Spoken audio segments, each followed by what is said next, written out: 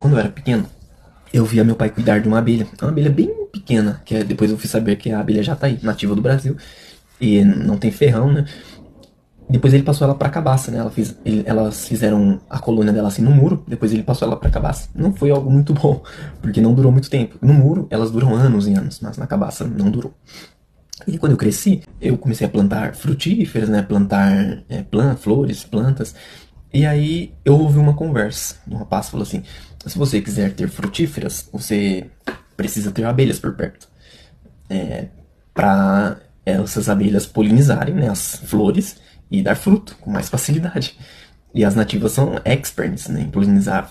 E aí me deu esse estalo. Eu falei, eu lembro que o meu pai cuidava dessas abelhas. Aí eu comecei a pesquisar, comecei a comprar abelhas. Eu tive a jataí, eu tive a merindroriana, eu tive a abelha mandaçaia. São todas nativas do Brasil sem ferrão. Eu não sei se você sabe, mas a gente, no Brasil, existem quase 300 espécies de abelhas nativas que não tem ferrão, exceto algumas que são solitárias, aí pode ser que elas tenham ferrão. E são abelhas incríveis, é um hobby assim que, nossa, dá gosto de fazer. E as pessoas sempre perguntavam, está colhendo mel? Está dando mel? E esse não era o intuito, né, colher mel. Eu queria que elas polinizassem as flores das minhas frutíferas para eu poder colher fruto, só isso. E com todas essas abelhas em casa, eu precisava fornecer alimento para essas abelhas.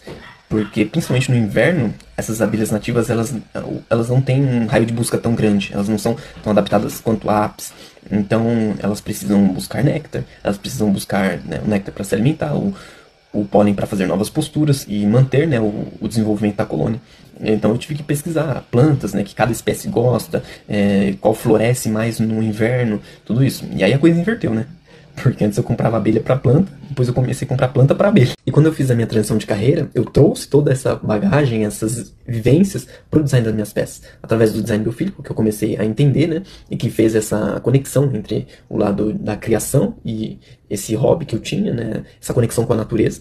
E até esses tempos atrás teve um amigo que perguntou, Eric, você se inspira em outros elementos da natureza, só flores? E eu comecei a refletir sobre isso. As minhas peças, elas têm um design com alma por conta disso. Elas trazem as minhas vivências, as minhas experiências de vida. Como, por exemplo, essa das abelhas. Eu precisava pesquisar por flores, e aí depois que eu fiz a transição de carreira, eu lembrei que essas flores tinham estruturas interessantes para o desenvolvimento